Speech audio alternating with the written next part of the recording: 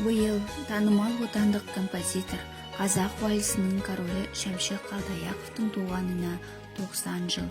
Қазақ даласын әнмен тербеткен ұлы тұлға, ән әлемінің падишасы 1930 жылдың 15 тамызында Отырар ауданы Шәуірлер ауылында дүниеге келді. Сазгердің жүректің нәзік қылын дөп басып, алыс армандарға жетелейтін әндері жыр бесігінде тебірентіп, ерекше бір күйге бөлейді. Осындай әндерінің қатарында ана туралы жыр, қайықта, ақ маңдайлым, ақ сұңқарым, тағы да басқа әндерін тізбектей беруге әбден болады. Халық арасында күллі отаншылдық, елшілдік нотасында тап басқан менің Қазақстаным туындысы айрықша мәшһүр болды. Осыған орай Ақжайық аудандық кітапханасы ән көгінің сұңқары Шәмші атты виртуалды көрмемізді назарларыңызға ұсынамыз. Әкімқұлов Шәмші Қалдаяқов ән патшасы.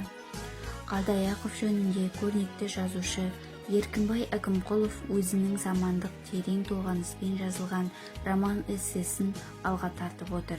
Автор осы роман-эссенің кейіпкері қазақтың дара тұлғалы ақ ерлі композиторы Шәмші Қалдаяқов пен албырт жастық шақ кезеңдерін, небір жарқын жылдар мен айтулы күндерін бірге өткізген және соның бәрін мықтап жадында тұтқан. Мәңгілік өлмей тоғын ән қалдырған Шәмші Қалдаяқов туралы естеліктер.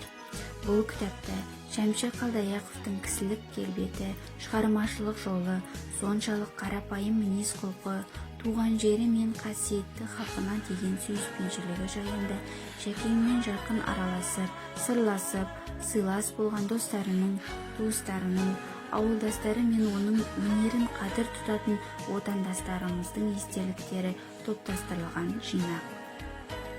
Бодықовтың Шәмші Қалдаяқов атты кітабында ән әлемінің падишасы атанған, бірегей талант иесі, социалистік жүйенің елеусіз құрбанына айналған композитор Шәмшінің көпшіліктен қалтарыс қалған қасіретті тағдырынан сыр шертеді.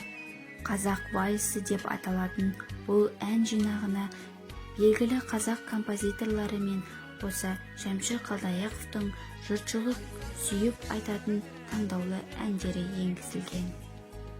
Шәмші ұлттық мәдени және ғылыми танымдық журналы Шәмші Қалдаяқовқа қатысты барлық материалдар сол бір кез есімде, сарғайған суреттер сыры, Шәмшінің әні, аманат, көз көрген, ән аға деп аталатын айдарлар бойынша жарияланып келе жатыр.